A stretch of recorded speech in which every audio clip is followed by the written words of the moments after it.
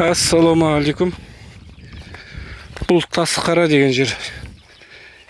Атыраудан алғаш табылған, алғаш әрі жалғыз дейікші, табылған балбалтасы бар. Сол осы жерден табылды. 2020 жылдар мекен шамамен, былай қыс айтпай қателесу мүмкін. Бұл жер Сағыздан оңтүстік батысқа қарай 15 километр жердің шамасында. Енді алғашында біз бұны Курган деп ойладық. Омен ғибадатхана болып шықты. Видео айтуым себебі осы Курганның үстінде осындай тастар жатыр екен. Соны іште басын көтертіп қарасақ, балбалтасы екен.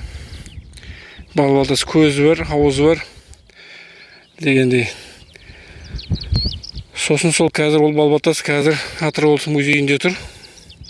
Тарихи өлкетану музейінде. Сосын зерттеу мақсатында бұны астын қаздырып қарағанбыз. Археология қазба. Сосын осындай құрылыс орны шықты. Астынан жерлеу орындарының ізі байқалмады. Яғни бұл ғибадатхана болып шықты. Сосын оның тағы бір несі, бес бұрышына дөңгелек шеңбер ғой енді бұл жер. Мынандай тастар қойылған екен. Бұлай ритуалды нәрселер жасалған байқалады. Мына жерде тұр деген сияқты. Осылай бес бұрышына тас қойған құлшылық орны болған байқалып тұр. Айтқым келгені балбалтасымыз біз бұл кезінде пұт болды ма деген ой келеді. Яғни табынатын бір сол кездегі тайпалардың адамдардың табынатын бір нәрсесі болған шығар деп ойлаймыз. Енді басқа облыстардағы шығып жатқан балбалтасты білмеймін. Бірақ мына біздің балбалтасымыз пұтқа көбірек келеді.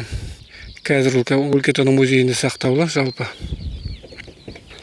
Жердің аты Тасқара деп аталады картада.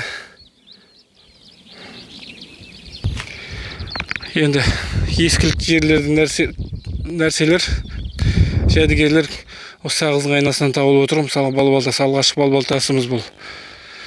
Енді шамамен 8-9 ғасырларға барып қалатын шығар. Ал сонымен қатар ең ескі құлпытас осы Сағыздың айналасында екен айта кету керек.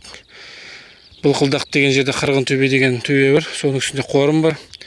Сол жерде 1693 жылғы құлпытас табылды. Енді жазуға, оқуға жарамсыздау, таңбасы бар астында бір. Бұл жөнінде видео түсірдім, сол жерде айтылды.